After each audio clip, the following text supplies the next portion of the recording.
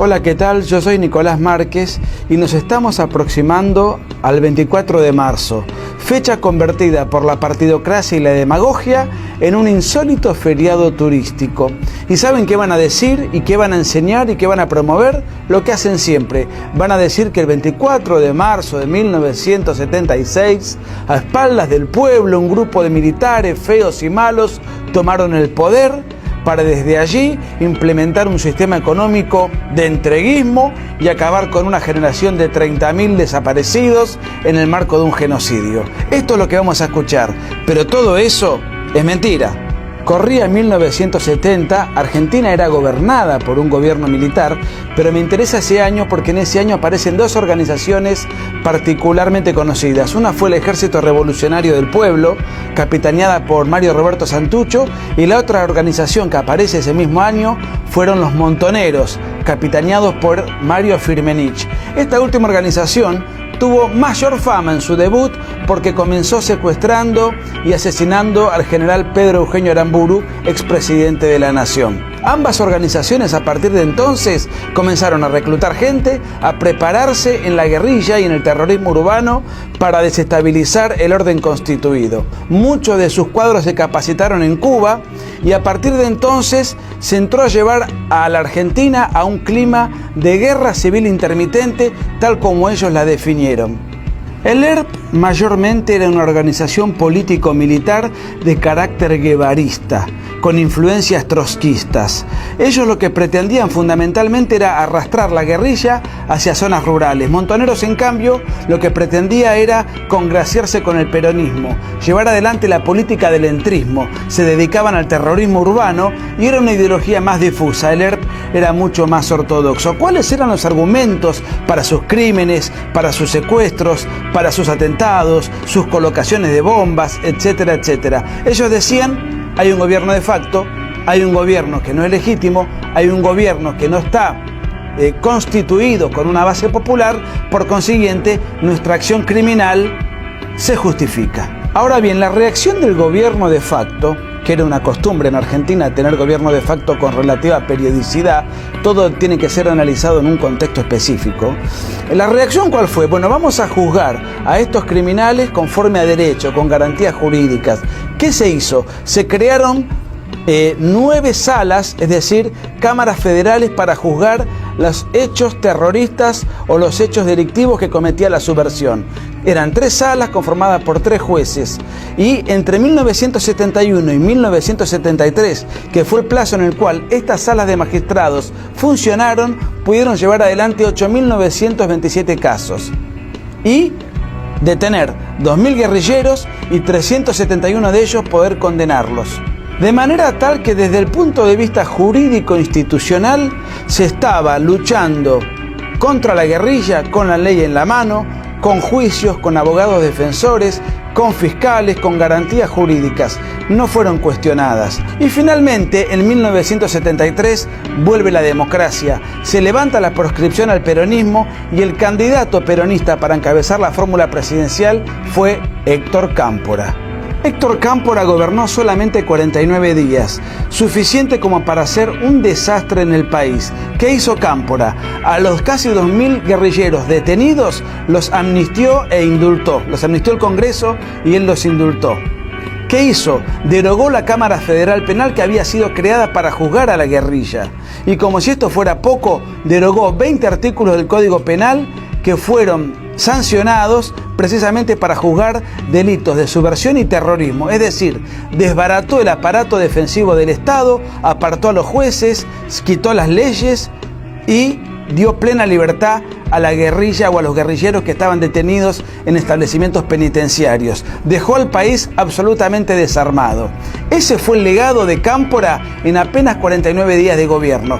¿Por qué duró solamente 49 días de gobierno? Porque los objetivos que tenía el Partido Justicialista y sus feligreses, o el Partido Peronista, era traer a Perón, que estaba exiliado en Madrid. Y en ese regreso se generó una tremenda batahola entre los extremismos de izquierda que estaban en el peronismo, que eran los Montoneros, y la línea ortodoxa o tradicional del peronismo. Ese episodio que se dio cuando Perón llegaba al país se conoció como la masacre de Ezeiza. esa masacre tuvo al menos 400 víctimas, de manera tal que tanto Héctor Cámpora, presidente de la Nación, como Solano Lima, vicepresidente de la Nación, se vieron obligados a renunciar a los cargos que tenían como consecuencia de los crímenes y de una situación de desborde que ellos ya no podían manejar. Transitoriamente y a modo de puente, el peronismo puso como presidente provisional a Raúl Lastiri. ¿Quién era Raúl Lastiri? Vamos a hacer un poco de historia. Cuando Perón cae en 1955, en alguno de los países a los cuales va peregrinando es en Panamá. Y en Panamá él solía frecuentar un cabaret, una borrachería nocturna, en donde iba allí y se entretenía. Resulta que Raúl Lastiri tocaba el piano en el cabaret. ¿Y quién bailaba en el cabaret para entretener a los hombres? Isabel Perón. De manera tal que de esa impudorosa borrachería nocturna saldrían después 3 presidentes de la nación: Raúl Lastiri, Perón e Isabel. Quiero comentarles esto para que podamos tomar nota acerca de cuál era la gente que estaba gobernando el país antes del 24 de marzo del 76. Raúl Lastiri, que no se caracterizaba por sus méritos académicos, sino porque era un frondoso coleccionista de corbatas, gobierna unos días, llama a elecciones. Perón se presenta a elecciones por fin bajo la fórmula Perón-Perón, es decir, Perón con Isabel Perón. Quiero destacar que Isabel era el nombre artístico de María Estela Martínez de Perón, su nueva mujer, con la cual Perón ahora compartía su fórmula, no por los méritos que podía tener Isabel como vicepresidente, sino por el solo hecho de compartir el lecho conyugal. Perón vuelve al poder, Perón gana. Perón ha regresado después de 17 años de exilio. ¿Cuál era la excusa que ahora tenían los guerrilleros y los terroristas para matar gente? Si antes decían luchar por las formas legítimas y constitucionales y esas formas ya estaban presentes, ¿por qué seguían matando gente? Interesa la pregunta porque uno de los crímenes más emblemáticos ya con las autoridades nuevas constituidas fue matar al dirigente sindical José Ignacio Rucci, mano derecha de Perón. Perón asume viejo, cansado, mal rodeado, con Isabel como vicepresidente, y como nueva mano derecha, él trajo desde Madrid a un sujeto muy cuestionado, muy sórdido, José Ignacio López Rega. José Ignacio López Rega era un chamán, era un brujo que se dedicaba al espiritismo y otro tipo de extravagancias esotéricas, pero Perón depositaba en él toda su confianza. La guerrilla crecía. En 1974, en mayo, el ERP ya subió a Tucumán para dominar la provincia de Tucumán, se internó en los cañaverales, los crímenes del ERP y de Montoneros estaban a la orden del día y Perón no podía manejar la situación de guerra civil que se estaba llevando en la Argentina, dentro de la cual él se estaba sintiendo desbordado. Y para tratar de enfrentar la situación, lo puso a este personaje, López Rega, a manejar y dirigir una organización paramilitar que se conoció como las 3A, la AAA, la Alianza Anticomunista Argentina, un grupo paramilitar ilegal que se le adjudica la comandancia de esta organización al propio López Rega, con el aval de Juan Domingo Perón. Esta organización, mientras operó, cometió la friolera suma y cifra de 486 homicidios. El peronismo estaba en una verdadera guerra civil entre Montoneros y AAA que se mataban entre sí, y el ERP en Tucumán y en el resto del país obrando como fuerza logística. Ese y no otro era el clima de anarquía que se estaba viviendo en la Argentina. Los gobernadores, los diputados y los senadores no tenían nada que hacer, no sabían qué hacer. Todos los días los crímenes, todos los días los atentados, todos los días noticias de violencia política, un presidente que ya estaba decrépito, una vicepresidente que no estaba preparada para esas circunstancias y un montón de organizaciones paramilitares que estaban en pugna matándose entre sí. Perón muere, le sucede Isabel Perón.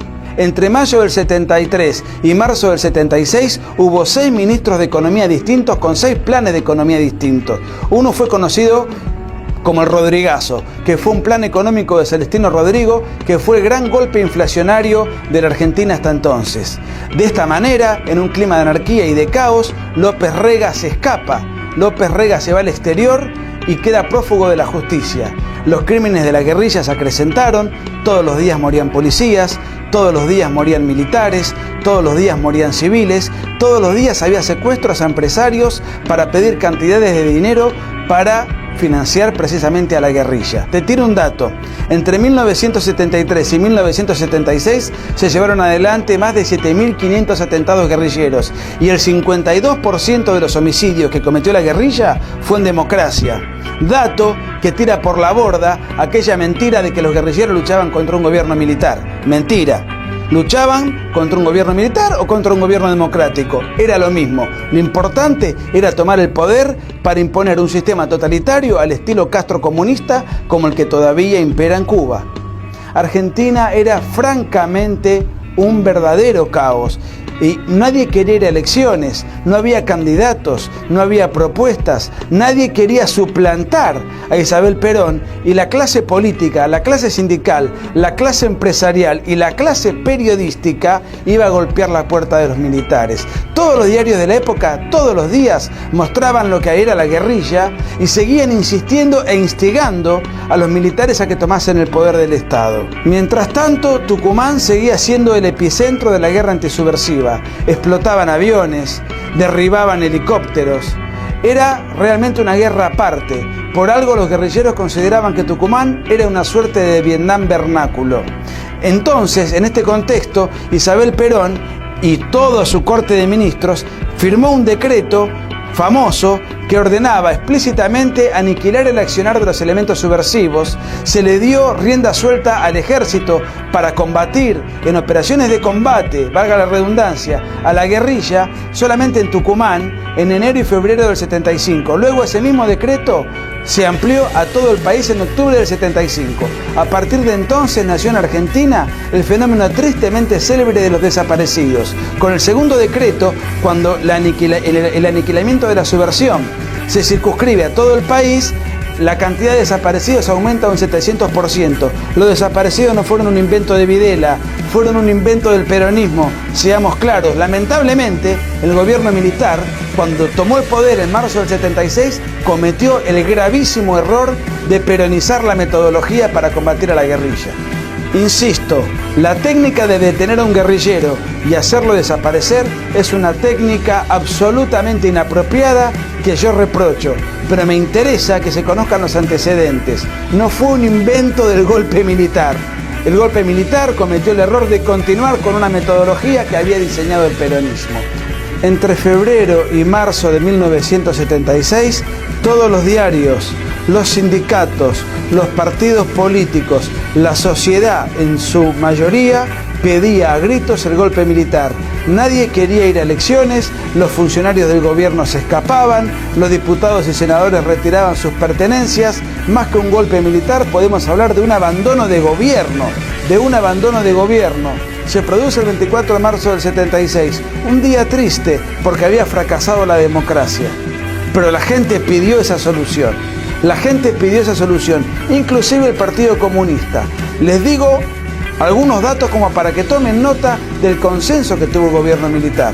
La Unión Cívica Radical durante la presidencia de Videla gobernó 310 municipios. El Partido Justicialista, el Partido Derrocado, gobernó 192 municipios. El Partido Federal 80, el MID 90. En mi ciudad, Mar del Plata, el socialismo gobernó sin ningún tipo de problema y el Partido Intransigente, otro partido de izquierda, gobernó 4 municipios. El Partido Comunista apoyó el golpe de Videla. ¿Saben quién más apoyó el golpe de Videla? Ernesto Sábato, luego prologador del libro Nunca Más. Por eso, cuando revisemos la historia, revisémosla de una manera completa y no de una manera historietística, tal como se hace ahora. En conclusión, los números de la Guerra Civil Argentina son escalofriantes. El terrorismo marxista a lo largo de 10 años cometió 21.700 atentados, 6 por día, 1 cada 4 horas. Eso incluye 1.500 homicidios, 1.748 secuestros, 5.000 colocaciones de bombas, etcétera, etcétera. Luego tenemos al peronismo que a través del terrorismo, con López Rega y con la AAA, cometió 486 homicidios. Finalmente, 800 guerrilleros cayeron en combate, hubo 900 desaparecidos durante el gobierno peronista y 6.400 desaparecidos durante el gobierno militar. En conclusión, no hubo 30.000 desaparecidos, no hubo un golpe de Estado en contra de la gente, tampoco es cierto que haya habido un genocidio, puesto que el genocidio es el ataque sistemático a una población civil por motivos raciales, étnicos o religiosos, cosa que aquí no sucedió, y además no existía el concepto de genocidio en el derecho entonces vigente. Lo que hubo fue una guerra civil con agentes múltiples, con responsabilidades múltiples. No hubo un sector que fue Satán y otro que fueron ángeles o un sector sacralizado. Fue una responsabilidad multilateral de una guerra revolucionaria que empezó el terrorismo y que por el bien de la República, aunque con muchísimos errores sin duda, ganaron los militares. Ahora bien, el 24 de marzo, que es un día sindicado como el Día de la Memoria, yo me pregunto, ¿de la